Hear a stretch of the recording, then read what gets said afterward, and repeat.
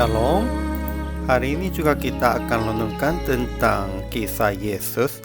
Teks hari ini kitab Yohanes pasal 7 ayat 2 sampai ayat 24. Saya sudah bagi 3 paragraf. Paragraf yang pertama ayat 2 sampai 10. Yesus pergi ke Yerusalem diam-diam pada hari raya. Paragraf yang kedua ayat 11 sampai ayat 13. Yesus mendengar cerita tentang Dia dari orang-orang. Paragraf yang ketiga dari ayat 14 sampai ayat 24. Yesus mengajar di bait Allah, sekalipun orang-orang telah heran sebab tidak mengerti. Oke, kalau begitu saya membuat kesimpulan demikian ini. Saudara-saudara Yesus pun tidak dapat mengerti tentang Yesus. Mereka mendesak Yesus pergi ke Yerusalem dan menunjukkan tanda-tandanya. Namun Yesus menolak dengan kata, "Waktuku belum tiba." Kemudian ia datang ke Yerusalem diam-diam dan mendengar cerita tentang Dia. Ada yang berkata ia orang baik, tetapi ada juga berkata ia menyesatkan orang banyak. Masih waktu pesta, Yesus mengajar di bait Allah. Beberapa orang berkata, "Bagaimana orang ini mempunyai pengetahuan demikian tanpa belajar?" Namun ia berkata, "Ajaranku tidak berasal dari diriku sendiri, tetapi dari Dia yang telah mengutus aku.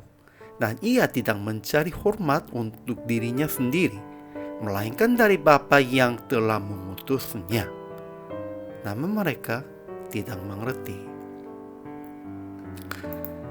Ajaran tentang Yesus dalam teks hari ini. Pertama, Yesus tidak mau melihatkan diri dengan tanda-tandanya ajaib. Ya, orang banyak memohonnya melihatkan tanda-tanda ajaib. Dan saudara-saudara pun juga begitu. Namun Yesus tidak mau melihatkan dengan itu. Kedua, Yesus tetap mengajar orang-orang sekalipun mereka tidak mengerti.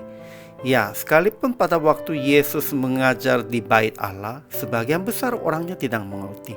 Namun ia tetap mengajar mereka. Ketiga, Yesus terbuka hati dan rencana mereka yang ingin membunuhnya.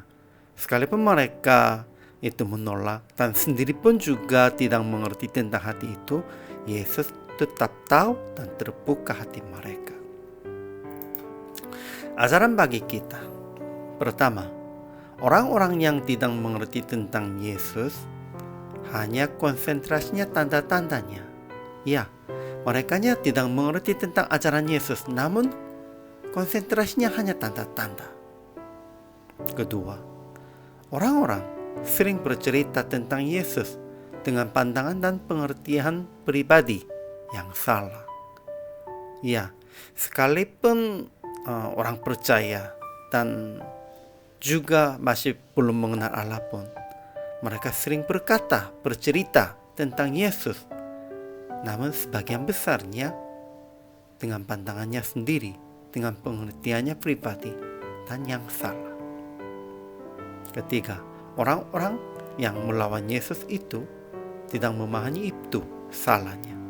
Betul, merekanya berpikir melakukan benar, merekanya pertindakannya benar, namun sebenarnya itu salah. Aplikasinya, pertama, jangan konsentrasi tanda-tanda ajaib sekalipun orang-orang suka ini. Di dalam jemaah pun juga sebagian besar orangnya lebih sukanya tanda-tanda ajaib daripada firman. Namun janganlah konsentrasi tentang ini. Kedua, tetap mengajar firman sekalipun orang-orang tidak memahami. Ya, orang-orangnya tidak sukanya mendengar firman dan tidak sukanya mendengar Alkitab, karena sebagian besar orangnya tidak memahaminya, pengertiannya susah.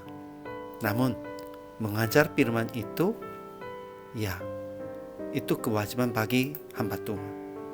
Sehingga PR praktik hari ini demikian itu.